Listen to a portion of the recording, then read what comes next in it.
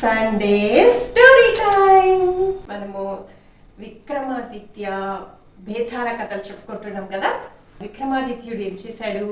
బేతాళుని కాలు పట్టి వెనక్కి లాక్కొని భుజం మీద వేసుకొని మన సన్యాసి దగ్గరికి తీసుకెళ్తూ ఉన్నారు కదా. ఇప్పుడు బేతాళుడు కథ ప్రారంభించాడు. కథ చెప్పిన తర్వాత ఆ ఆన్సర్ని విక్రమాదిత్యుడు చెప్తాడా లేదా మౌనభంగం చేస్తాడా, బేతాళుడిని సన్యాసి దగ్గరికి తీసుకెళ్తాడా? ఇప్పుడు ఈ స్టోరీ ద్వారా మనం తెలుసుకుందాం. స్టార్ట్ చేస్తాడు మన బేతాళుడు కథ. ఒకనొక ఊళ్ళో ఒక రాజు ఉండేవాడు. ఆ రాజు పేరు వీరముకుట్. ఈ రాజు కూడా చాలా తెలివైన వాడు, గొప్ప రాజు అన్నమాట. ఇంకా ప్రజల్ని చాలా ప్రేమగా పరిపాలించే రాజు అన్నమాట మన వీరముకుట్ రాజు. ఈ రాజు ఆస్థానానికి ఒకనొక రోజు ఒక బ్రాహ్మణుడు వస్తాడనమాట. వచ్చి బ్రాహ్మణుడు ఏం చెప్తాడంటే అతని పేరు గోపాల్ అనమాట. గోపాలుడు ఎందుకు వస్తాడంటే కాపలాదారి ఉద్యోగానికి వస్తాడనమాట. అంటే సెక్యూరిటీ గార్డ్గా ఉండాలి రాజభవనానికి అని చెప్పి వస్తాడనమాట. ఆ గోపాల్కి ఒక భార్య, ఒక కొడుకు, ఒక కూతురు, 4 కుటుంబం అనమాట. ఈ గోపాలుడు గురించి వీరముకుట్ ఇంతకు ముందే విని ఉన్నాడనమాట. ఇతను చాలా పనిమంతుడు అని. సరే, గోపాలుడు రాజ మందిరానికి వచ్చి రాజుని అడుగుతాడు, నాకు ఉద్యోగం కావాలి, ఇలా నేను సెక్యూరిటీగా ఉంటాను, కాపలాదారిగా ఉంటాను అని అడుగుతాడు అనమాట.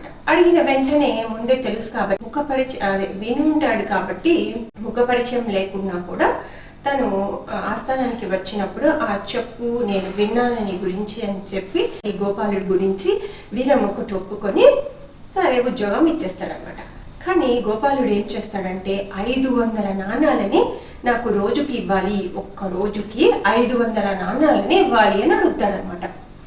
అడిగితే సరే, ఇతను గొప్ప పనిమంతుడు కదా, ఇచ్చేద్దాం అని చెప్పి ఇచ్చేస్తాడనమాట. ఇచ్చేసి తనకి ఉద్యోగం ఇచ్చి ఇక రాజు వెళ్ళిపోతాడు. ఇక రోజు గోపాలుడు రాజ మందిరానికి కాపలాదారిగా ఉంటాడనమాట. తన దినచర్య ఎలా సాగేదంటే రోజు రాజమందిరానికి వచ్చి మార్నింగే వచ్చి పొద్దున్నే వచ్చేసి మధ్యాహ్నం వరకు రాజమందిరం దగ్గర కాపలా కాసి తర్వాత మధ్యాహ్నము తన 500 నాణాలని తీసుకొని వెళ్ళిపోయేవాడు అనమాట. ఇంటికి వెళ్ళి తన భార్యకి 100 నాణాలని ఇచ్చేసేవాడు అనమాట. ఇచ్చి తర్వాత భోజనం చేసి కాసేపు సేద తీరి మళ్ళీ లేచి స్నానం చేసి మిగతా 400 నాణాలని పట్టుకొని వెళ్ళేవాడు అనమాట. బయటకు వెళ్ళి ఒక గుడి దగ్గరికి వెళ్ళేవారు. అక్కడ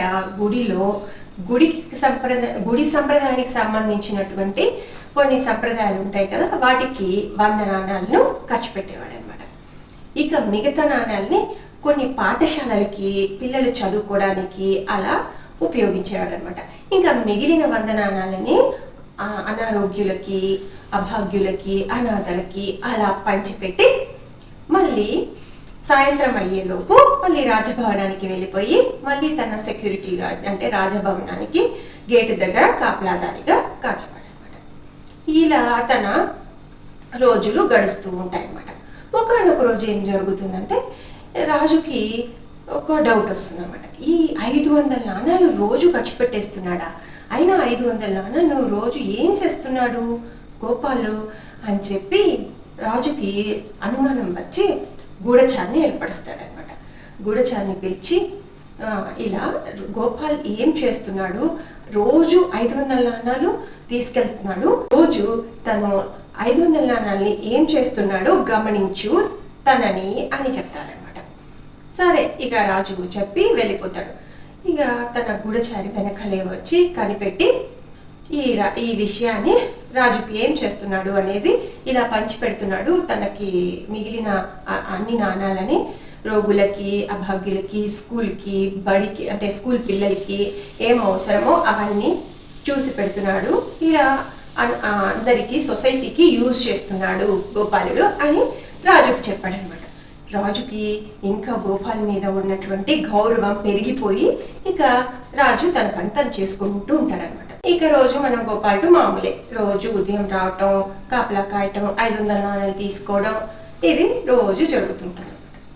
ఒకనొక రోజు రాత్రి వేళ రాజభవనం గేటు ముందర ఒక స్త్రీ, అందమైన స్త్రీ కూర్చొని ఏడుస్తూ ఉంటుందన్నమాట. ఇది రాజు గమనిస్తాడు. రాజు గమనించి గోపాల్ని పిలిచి, ఎవరు అక్కడ ఏడుస్తున్నారు కనుక్కో అదేంటో అని చెప్పి వెళ్ళిపోతాడు రాజు లోపలికి. ఇప్పుడు గోపాలుడు వెళ్ళి, ఎవరమ్మా నువ్వు, ఆమె దగ్గరికి వెళ్తాడన్నమాట. వెళ్ళి, ఎవరమ్మా నువ్వు, ఎందుకు ఏడుస్తున్నావు, ఏంటి, ఏం కావాలి నీకు, ఏం విషయమో అని విచారిస్తాడనమాట. విచారిస్తే ఆమె ఇంకా బోరుమని ఏడుస్తుంది. చాలా అందంగా ఉంటుంది. ఇంకా బోరుమని ఏడిచి, ఇలా నేను రాజుకి అదృష్ట దేవతను, కొన్ని రోజులలో రాజుకి ఒక దుష్టశక్తి పూనబోతుంది. ఆ దుష్టశక్తి వల్ల రాజుని ఒకరు పరాజయం పాలు చేసి ఈ రాజుని చంపబోతుంది. ఈ రాజభవనము, ఈ రాజ్యము అంతా వెలవెలబోతుంది, రాజు మరణించబోతున్నాడు అని చెప్పి మళ్ళీ అని ఏడుస్తుంది అనమాట ఆ అదృష్ట దేవత. దురదృష్ట దేవత ఇలా చేయబోతోంది, ఇక నా వల్ల ఏమీ కాదు, నా రాజు అదృష్టాన్ని నేను కాపాడలేను, రాజు అదృష్టాన్ని హరించే ఆ దురదృష్ట దేవతని హతమార్చే శక్తి నాకు ఇక లేదు, ఇప్పుడు ఏం చేయాలి అని నేను ఏడుస్తున్నాను. అంటే సరే, దానికి ఏదో ఒక పరిష్కారం ఉండే ఉంటుంది కదా అదృష్ట దేవత, మీరు చెప్పండి ఏం చేస్తే రాజు యొక్క గండం తీరుతుంది అని అడుగుతాడనమాట గోపాలుడు. అదృష్ట దేవత బాగా ఆలోచించి మన ఊరి చివరిన ఉన్నటువంటి అమ్మవారి దగ్గర, కాళీ అమ్మవారి దగ్గర, ఊరి దగ్గర పొలిమేరులో ఉన్నటువంటి కాళీ అమ్మవారి దగ్గర ఒక బాలుడు ప్రాణత్యాగం చేసినచో, అంటే ఒక బాలుడి ప్రాణాన్ని అమ్మవారికి అర్పించినచో రాజు ప్రాణం, రాజు గండం కూడా తప్పి తనకి మళ్ళీ పూర్వవైభవం, ఈ రాజవైభవం మళ్ళీ అలాగే సజావుగా జరుగుతుంది అని అలా చెప్తే ఇక గోపాలుడు ఓకే సరే అని చెప్పి ఆమెకి నమస్కరించి గోపాలుడు వెంటనే ఇంటికి బయలుదేరతాడనమాట.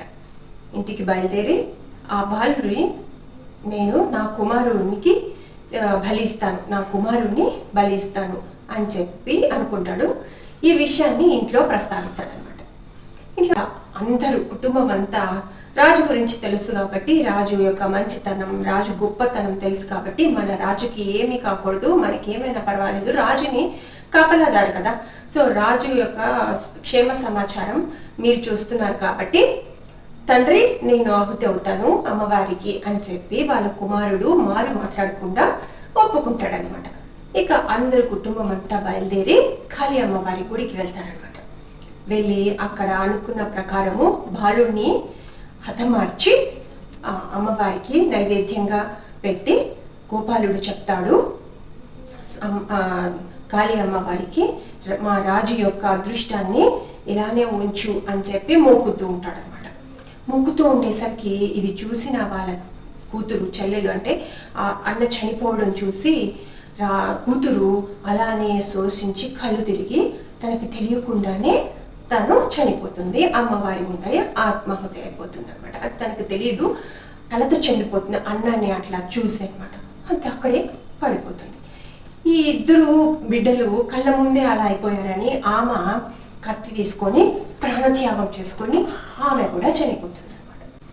అప్పుడు అంతా చూస్తూ గోపాలుడికి గుండె కరిగిపోయి, నేను చేసేదంతా నా కుటుంబం కోసము, ఏంటి ఇలా అయిపోయింది అని చెప్పి తను కూడా కత్తి తీసుకొని తను ఇలా పుచ్చుకొని తను కూడా ఆత్మహత్య చేసుకొని అమ్మవారికి ఆహుతి అయిపోతారనమాట. అలా ఆహుతి అయిపోయి ఈ విషయము చూసి పక్కనున్న వాళ్ళు చూసి రాజు దగ్గరికి తీసుకెళ్తారనమాట. రాజు దగ్గరికి ఈ విషయాన్ని చెప్తే రాజు హుటాహుటిన పరిగెత్తుకుంటూ వచ్చి వీరమ్మకొట్టు కదా వచ్చి చూస్తే ఇలా ఒక కుటుంబం నా కోసం, నా క్షేమ సమాచారం, నా ప్రాణం కోసం ఇంత చేశారా అని చెప్పి వెంటనే తను కూడా కత్తిని తీసి ఆత్మహత్య చేసుకొని ఆ దేవుడి ముందరే పడిపోతాడనమాట. అంతే, బేతాళుడు ఈ కథ చెప్పి, రాజా విక్రమాదిత్య వింటున్నావా, ఇప్పుడు చెప్పు, ఈ నలుగురిలో ఎవరిది గొప్ప త్యాగం అంటావు అని చెప్తాడనమాట. మీరు చెప్పండి, ఎవరిది గొప్ప త్యాగం? దీనికి ఆన్సరు మరి విక్రమాదిత్యుడికి తెలుసా తెలిసి నోరు విప్పాడా బేతాళుడు చెట్టు మీద ఎక్కి కూర్చుంటాడు. కథకి ఆన్సర్ తెలిసి కూడా నోరు తెలవలేదా ఏం జరుగుతుంది? తన తల 1000 ముక్కలవుతుంది.